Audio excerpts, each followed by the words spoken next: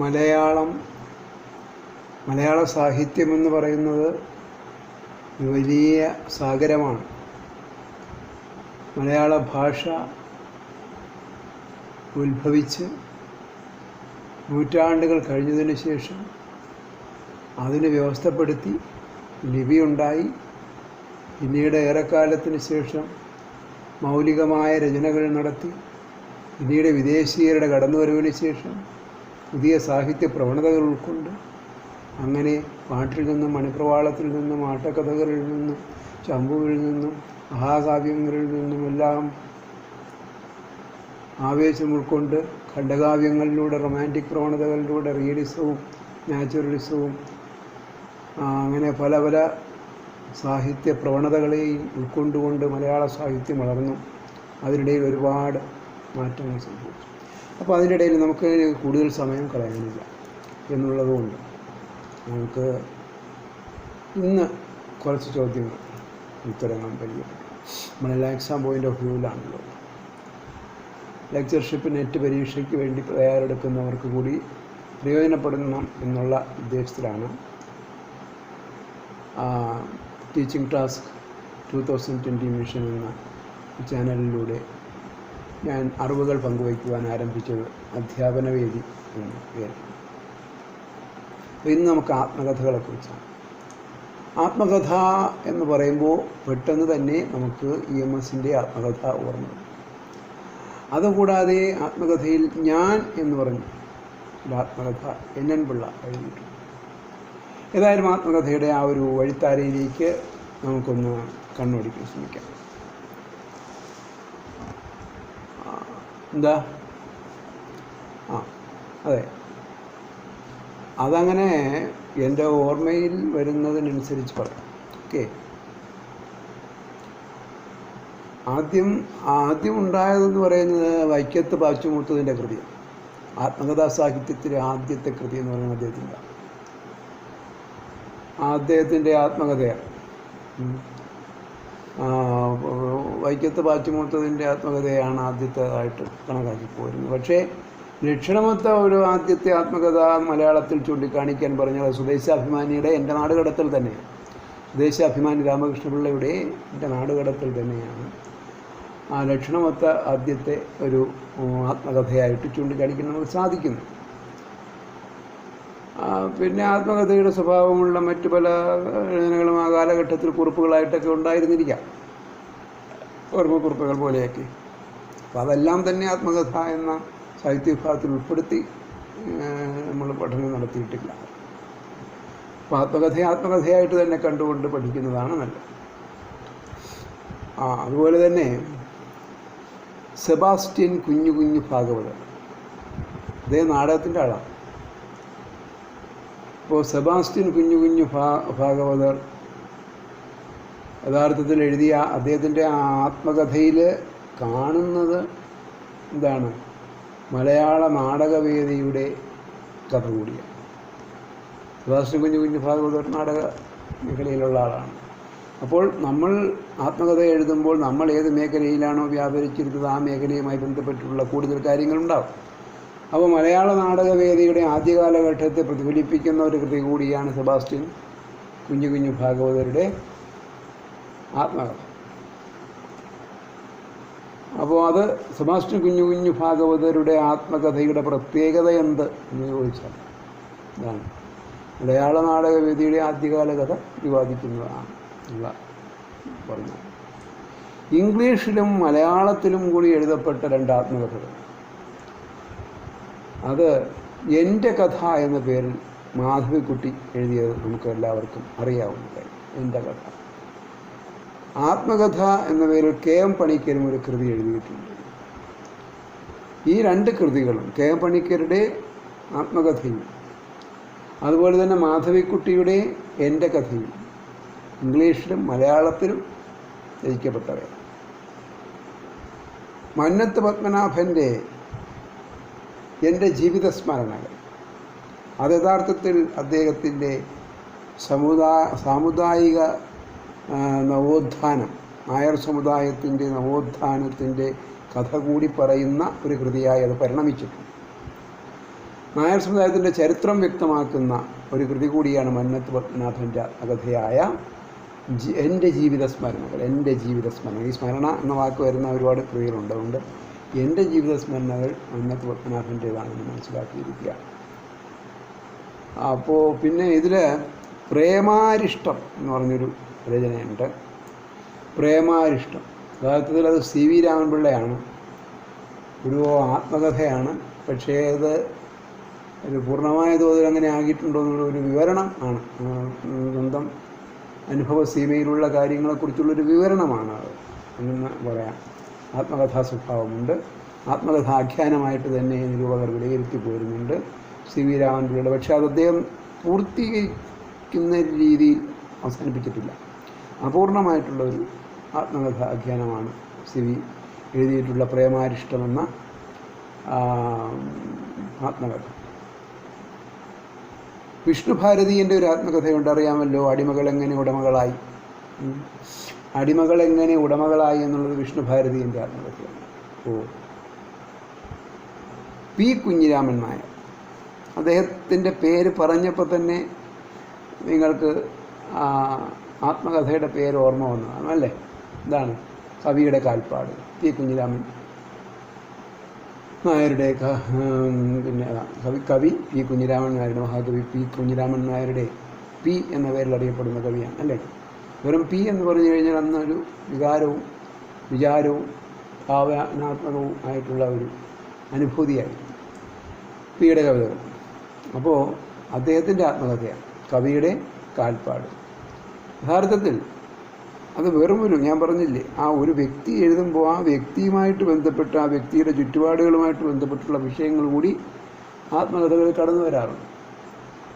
അപ്പോൾ അത് EMS പോലുള്ളവരുടെ കഥകളിൽ മാത്രമല്ല, ആത്മകഥകളിൽ മാത്രമല്ല, ഈ കവിയുടെ ഇതിലും വരുന്നുണ്ട്. അതിൽ പ്രധാനമായിട്ട് വരുന്നത് മലബാറിലെ കർഷക സമരങ്ങളുടെ മുന്നേറ്റ ചരിത്രം കൂടെ പി കുഞ്ഞിരാമൻ നായരുടെ കവിയുടെ കാൽപ്പാടുകളിൽ പരാമർശിക്കമാകുന്നു. മലബാറിലെ കർഷക മുന്നേറ്റങ്ങൾ എടുത്തു. അപ്പോൾ അങ്ങനെ വേണമെങ്കിൽ ചോദിക്കാം. പി കുഞ്ഞിരാമൻ നായരുടെ കവി പി കുഞ്ഞിരാമൻ നായരുടെ ആത്മകഥയായ കവിയുടെ കാൽപ്പാടുകളിൽ പരാമർശ വിധേയമാകുന്ന സമകാലിക വിഷയം എന്താണെന്ന് ചോദിച്ചാൽ അവിടെ മലബാറിലെ കാർഷിക മുന്നേറ്റ ചരിത്രം എന്നാണ് ഉത്തരം വരേണ്ടത്. കാർഷിക മുന്നേറ്റം. അപ്പോൾ ബി കല്യാണിക്കുട്ടിയമ്മ ആരാണ് നമുക്കറിയാം അല്ലേ? സ്വദേശാഭിമാനിയുടെ. അപ്പോൾ ഭർത്താവിനെ കുറിച്ചുള്ള സ്വദേശാഭിമാനി ഓർമ്മകൾക്ക് പ്രാമുഖ്യമുള്ള ഒരു കൃതിയാണ് ബി കല്യാണിക്കുട്ടിയമ്മയുടെ ആത്മകഥ. ബി കല്യാണിക്കുട്ടിയമ്മയുടെ വളരെ പ്രസിദ്ധമാണ് അല്ലേ സ്വദേശാഭിമാനിയുടെ ഓർമ്മകളെക്കുറിച്ച് എഴുതുന്നത്. വ്യാഴവട്ട സ്മരണകൾ ബി കല്യാണിക്കുട്ടിയമ്മയുടെ ആത്മകഥയാണ് സ്വദേശാഭിമാനിയെക്കുറിച്ച് എഴുതുന്നത്. വ്യാഴവട്ട സ്മരണകൾ ബി കല്യാണിക്കുട്ടിയമ്മ, അത് മറന്നു പോകരുത്. അത് മുൻപ് ചില പരീക്ഷകൾക്ക് ചോദിച്ചിരുന്ന കഥയാണ്. ആത്മകഥകളുടെ കൂട്ടത്തിൽ, ചോദ്യങ്ങളുടെ കൂട്ടത്തിൽ ഉൾപ്പെട്ടിട്ടുള്ളതാണ്. പറഞ്ഞാൽ പലതും അങ്ങനെ തന്നെയാണ്. പിന്നെ മുമ്പ് സ്ഥിരം ചോദിക്കുന്നതായിരുന്നു ചെറുകാടിൻ്റെ ജീവിതപാത. അത് ചെറുകാടെന്ന് പറയുന്നത് കമ്മ്യൂണിസ്റ്റ് പ്രസ്ഥാനത്തിൻ്റെ പിന്നെ ശക്തനായ വക്താവായിട്ടുള്ള ഒരു എഴുത്തുകാരൻ കൂടിയായിരുന്നു ചെറുകാട്. അപ്പോൾ ഗോവിന്ദ പിഷാരടി. അപ്പോൾ ജീവിതപാത അദ്ദേഹത്തിൻ്റെ ആത്മകഥയാണ്. അപ്പോൾ അതൊക്കെ മുമ്പ് പലരും ചോദിച്ചിട്ടുള്ളതും അറിയാവുന്നതുമായിട്ടുള്ളതാണ്. അതുപോലെ തന്നെ നമ്മൾ നേരത്തെ പറഞ്ഞു എൻ്റെ ജീവിത സ്മരണകൾ എന്ന് പറയുന്നത് മന്നത്ത് പത്മനാഭൻ്റെ ആത്മകഥ. അതിൽ നായർ സമുദായത്തിൻ്റെ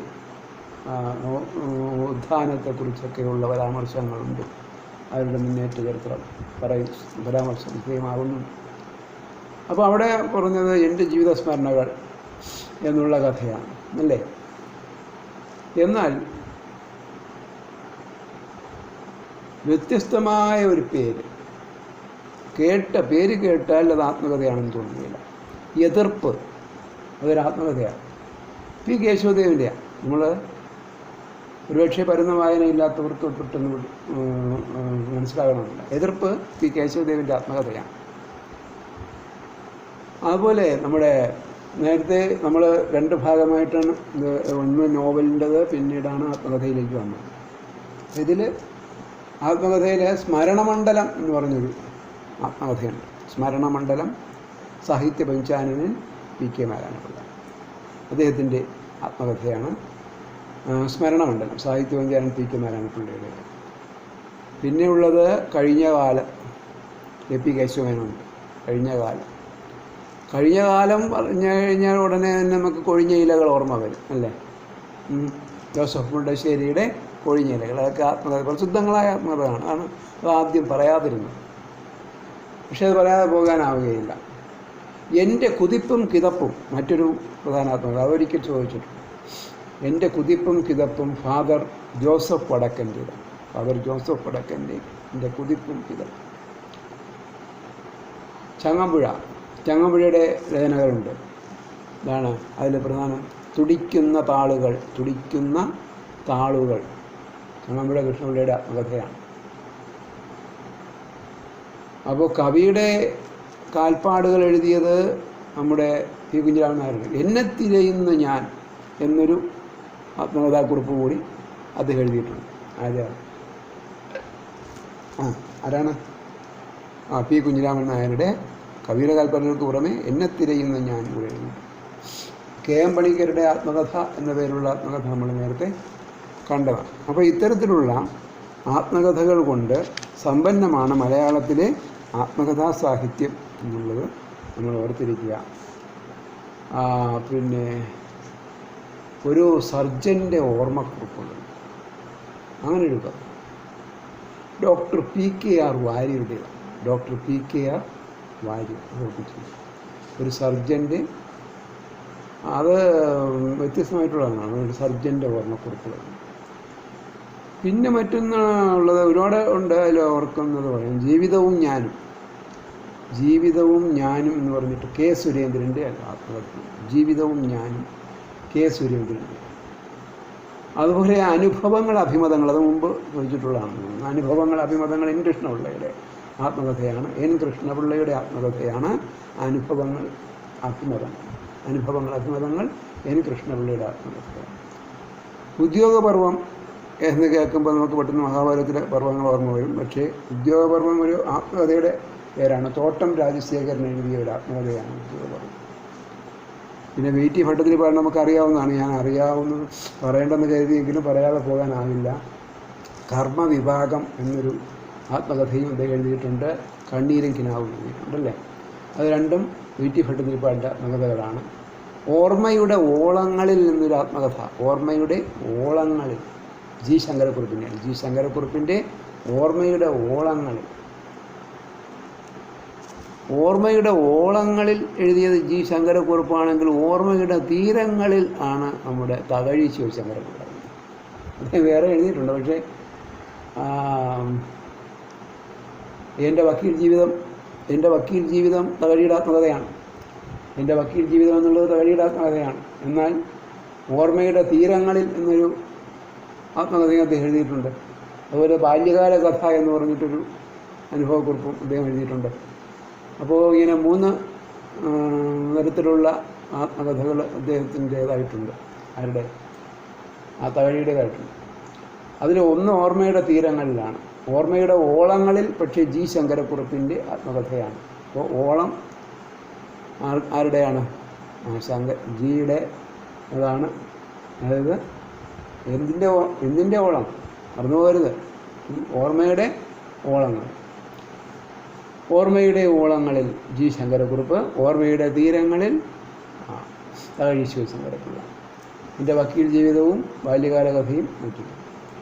എൻ്റെ വഴിത്തിരിവ് എന്ന പേരിൽ പൊൻകുന്നം വർക്കിയുടെ ആത്മകഥ എഴുതിയിട്ടുണ്ട്. പൊൻകുന്നം വർക്കിയുടെ ആത്മകഥയാണ് എൻ്റെ വഴിത്തിരിവ്. പൊൻകുന്നം വർക്കിയുടേതാണെങ്കിൽ എൻ്റെ വഴിയമ്പലങ്ങൾ SK പൊറ്റക്കാട്. എൻ്റെ വഴിത്തിരിവ് എന്ന ആത്മകഥ പൊൻകുന്നം വർക്കിയാണ് എഴുതിയതെങ്കിൽ എൻ്റെ വഴിയമ്പലങ്ങൾ എഴുതിയത് SK പൊറ്റക്കാട്. ഓർമ്മയുടെ അറകൾ എഴുതിയത് വൈക്കം മുഹമ്മദ് ബഷീറാണ്. അരങ്ങു കാണാത്ത നടൻ എന്ന ആത്മകഥ തിക്കോടിയൻ്റേതാണ്. ചുവപ്പ് കടലൊക്കെ എഴുതിയത് തിക്കോടിയൻ്റെ ആത്മകഥയാണ് അരങ്ങ് കാണാത്ത നടൻ. ആദ്യകാല സ്മരണകളെന്നും അനുഭവങ്ങളുടെ സംഗീതമെന്നും ഒക്കെയുള്ള ആത്മകഥകൾ എഴുതിയത് പവനാണ്, എഴുത്തുകാരനായ പവൻ.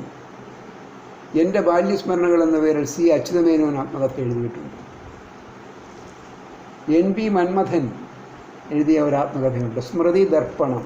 സ്മൃതി ദർപ്പണം എന്ന പേരിൽ NP മന്മഥൻ ഒരു ആത്മകഥ എഴുതിയിട്ടുണ്ട്. വിപ്ലവസ്മരണകൾ എന്ന പേരിൽ പുതുപ്പള്ളി രാഘവൻ ഒരു ആത്മകഥ എഴുതിയിട്ടുണ്ട്. വിപ്ലവസ്മരണകൾ പുതുപ്പള്ളി രാഘവൻ്റെ ആത്മകഥയാണ്. വിപ്ലവസ്മരണകൾ എന്ന പേരിൽ ആത്മകഥ എഴുതിയത് പുതുപ്പള്ളി രാഘവനാണ്. അദ്ദേഹം വേറെയും പത്രപ്രവർത്തനത്തിലും. അപകടം എൻ്റെ സഹയാത്രികൻ എന്നൊരു ആത്മകഥ എഴുതിയത് VK മാധവൻകുട്ടിയാണ്. അപകടം എൻ്റെ സഹയാത്രികൻ എന്ന ആത്മകഥ VK മാധവൻകുട്ടിയുടേത് ആണ്. ഭാരതി ഉദയഭാനു എഴുതിയ അടുക്കളയിൽ നിന്ന് പാർലമെൻറ്റിലേക്ക് ശ്രദ്ധേയമായൊരു കൃതിയാണ്. അടുക്കളയിൽ നിന്ന് പാർലമെൻറ്റിലേക്ക് ഭാരതി ഉദയഭാനുവിൻ്റെ ആത്മകഥയാണ്. ആരോടും പരിഭവമില്ലാതെ എന്നൊരു ആത്മകഥ MKK നായർ എഴുതിയിട്ടുണ്ട്. ആരോടും പരിഭവമില്ലാതെ MKK നായർ. അതുപോലെ ആനി തയ്യൽ ഇടങ്ങഴിയിലെ കുരിശ് എന്നൊരു ആത്മകഥ എഴുതിയിട്ടുണ്ട്. ആനി തയ്യലിൻ്റെ ഇടങ്ങഴിയിലെ കുരിശ്. ആത്മകഥ എന്ന പേരിൽ ഒരുപാട് പേര് എഴുതിയിട്ടുണ്ട് കേട്ടോ. അത് വേർതിരിച്ച് നിങ്ങളത് പരിശോധിച്ചിട്ട് വേർതിരിച്ച് മനസ്സിലാക്കി വയ്ക്കണം. ആത്മകഥ എന്ന പേരിൽ എഴുതിയിട്ടുള്ള താഴെ കൊടുക്കുന്നവയിൽ ആത്മകഥ എന്ന പേരിൽ രചന നടത്തിയിട്ടില്ലാത്തവർ ആര് അല്ലെങ്കിൽ ഉള്ളവരാര് എന്നുള്ള രീതിയിൽ ചോദ്യം വന്നു കഴിഞ്ഞാൽ അത് നിങ്ങൾക്ക് തിരിച്ചറിയണമെങ്കിൽ ആത്മകഥ എന്ന പേരിൽ എഴുതിയിട്ടുള്ളവരുടെ എല്ലാം പേര് നിങ്ങൾ കളക്ട് ചെയ്ത് മനസ്സിലാക്കിയിരിക്കും. അപ്പോൾ അത് ചെയ്യണം. അപ്പോൾ ആത്മകഥ അന്നാചാണ്ടിയും എഴുതിയിട്ടുണ്ട്, EMSൻ്റെ ആത്മകഥ. സഹസ്രപൂർണിമ എന്നൊരു ആത്മകഥ CK രേവതി അമ്മ. സഹസ്രപൂർണിമ CK രേവതി അമ്മ. അതുപോലെ തന്നെ ഓർമ്മകളുടെ നാട്ടിൽ എന്ന് പറഞ്ഞിട്ട് പുത്തൻകാവ് മാത്തൻകരകൻ്റെ ആത്മകഥയാണ്. പുത്തൻകാവ് മാത്തൻകരകൻ്റെയാണ് ഓർമ്മകളുടെ നാട്ടിൽ. ശബ്ദതാരാപഥം ഒരാത്മകഥയാണ്. ശബ്ദതാരാപഥം റസൂൽ പൂക്കുട്ടിയുടെ ശബ്ദതാരാപഥം. KPP നമ്പ്യാരുടെ സഫലം കലാപഭരിതം KPP നമ്പ്യാരുടെ. അപ്പോൾ ഇതുപോലെ KA ദാമോദരൻ്റെ തിരിഞ്ഞു നോക്കുമ്പോൾ എന്ന് പറഞ്ഞൊരു ആത്മകഥയുണ്ട്. AK ഗോപാലൻ്റെ AK ഗോപാലൻ്റെ എൻ്റെ ജീവിതകഥ, അത് പ്രസിദ്ധമായ ഒരു ആത്മകഥയാണ്. എൻ്റെ ജീവിതകഥ AK ഗോപാലൻ. അതുപോലെ ആത്മരേഖ എന്ന ആത്മകഥ എഴുതിയത് നമ്മുടെ വെണ്ണിക്കുളം ഗോപാലക്കുറുപ്പിൻ്റെ ആത്മരേഖ. C കേശവൻ എഴുതിയ ജീവിത സമരം എല്ലാം പ്രസിദ്ധമാണ്. C കേശവൻ എഴുതിയ ആത്മകഥയായ ജീവിത സ്മരണം. പിന്നെ KC മാമൻ മാപ്പിള എൻ്റെ എന്നുള്ളതില്ല, ജീവിതസ്മരണകൾ എന്ന പേരിൽ മാത്രം, ജീവിതസ്മരണകൾ എന്ന പേരിൽ KC മാമൻ മാപ്പിളയും ആത്മകഥ എഴുതിയിട്ടുണ്ട്. പല്ലാവൂർ അപ്പുമാരാർ പ്രണാമം എന്നൊരു ആത്മകഥ എഴുതിയിട്ടുണ്ട്. പല്ലാവൂർ അപ്പുമാരാരുടെ പ്രണാമം. കാവ്യലോക സ്മരണകൾ എന്ന ആത്മകഥ വൈലോപ്പള്ളി ശ്രീധരമേനോൻ്റെയാണ്. വൈലോപ്പള്ളി ശ്രീധരമേനോൻ്റെ ആത്മകഥയാണ് കാവ്യലോക സ്മരണകൾ വൈലോപ്പള്ളി ശ്രീധരമേനോൻ്റെയാണ്. കേളോർ മലികൈ തമ്പുരാൻ്റേതാണ് എൻ്റെ മൃഗയാസ്മരണകൾ കേട്ടോ. അത് ഓർമ്മ. സർവീസ് സ്റ്റോറി എഴുതിയത് നമ്മുടെ മലയാറ്റൂർ രാമകൃഷ്ണനാണ്. അപ്പോൾ ഇതൊക്കെയാണ് പ്രധാനപ്പെട്ട ആത്മകഥകൾ. EV കൃഷ്ണപിള്ളയും അതുപോലെ തന്നെ KC മാമൻ മാപ്പിളയും ഒരേ പേരിലാണ് ആത്മകഥ എഴുതിയിരിക്കുന്നത്. EV കൃഷ്ണപിള്ള ജീവിതസ്മരണകൾ എഴുതിയിട്ടുണ്ട്, KC മാമൻ മാപ്പിളയും ജീവിതസ്മരണകൾ എഴുതിയിട്ടുണ്ട്. എന്നാൽ ജീവിത സമരം എഴുതിയത് C കേശവനാണ്. അത് മറന്നു പോകുന്നത്. വെണ്ണിക്കുളം ഗോപാലക്കുറുപ്പിൻ്റെ ആത്മരേഖയാണ്. അപ്പോൾ ഇത് ഞാൻ ഇനി ആവർത്തിക്കുന്നില്ല. പിന്നെ മനസാ സ്മരാമി എന്നൊരു ആത്മകഥയുണ്ട്. അത് നമ്മുടെ പ്രൊഫസർ S ഗുപ്തൻ നായരുടേതാണ്, മനസാ സ്മരാമി. അപ്പോൾ ഒരു കുരുവിയുടെ പതനം എന്ന ആത്മകഥ സലിം അലി. KM മാത്യുവിൻ്റെ എട്ടാമത്തെ മോതിരം എന്ന് കേൾക്കുമ്പോൾ നമ്മൾ കഥയാണെന്നൊക്കെ വിചാരിക്കും. എട്ടാമത്തെ മോതിരം ആത്മകഥ കൂടിയാണ്. കലാമണ്ഡലം കൃഷ്ണൻ നായരുടെ സ്ത്രൈണം ഒരു ആത്മകഥയാണ്. കലാമണ്ഡലം കൃഷ്ണൻ നായരുടെ ആത്മകഥയാണ്. കണ്ണീരിൻ്റെ മാധുര്യം KE ബാലകൃഷ്ണ മാരാരുടെ ആത്മകഥ. KE ബാലകൃഷ്ണ മാരാരുടെ ആത്മകഥയാണ്. അപ്പോൾ ഇതൊക്കെ അതുപോലെ തന്നെ AP ഉദയഭാനു എഴുതിയ ഒരു ആത്മകഥയുണ്ട്, എൻ്റെ കഥയില്ലായ്മകൾ. AP ഉദയഭാനു, KP അല്ല, AP ഉദയഭാനുവിൻ്റെയാണ് എൻ്റെ കഥയില്ലായ്മകൾ. അതുപോലെ തന്നെ ഓർമ്മയുടെ കണ്ണാടി, അതും AP ഉദയഭാനുവിൻ്റെ ആത്മകഥയാണ്. ഓർമ്മയുടെ കണ്ണാടി AP ഉദയഭാനു എഴുതിയതാണ്. എൻ്റെ കഥയില്ലായ്മകളും AP ഉദയഭാനു. PG ആൻ്റണി എൻ്റെ നാടകസ്മരണകൾ എന്ന പേരിൽ ഒരു ആത്മകഥ എഴുതിയിട്ടുണ്ട്. എൻ്റെ നാടകസ്മരണകൾ എന്ന പേരിൽ ആത്മകഥ PG ആൻ്റണി എഴുതിയിട്ടുണ്ട്. വേറെയും ഒട്ടനവധി ആത്മകഥകൾ ആ ഒരു സാഹിത്യ ശാഖയിൽ ഉണ്ടായിട്ടുണ്ട്. അപ്പോൾ ഇന്നത്തേക്ക് നമ്മൾ ഇത്രയും സാമാന്യമായിട്ട് മനസ്സിലാക്കിയാൽ മതി. മറ്റൊരു അവസരത്തിൽ കൂടുതലായിട്ട് കണ്ടെത്താം.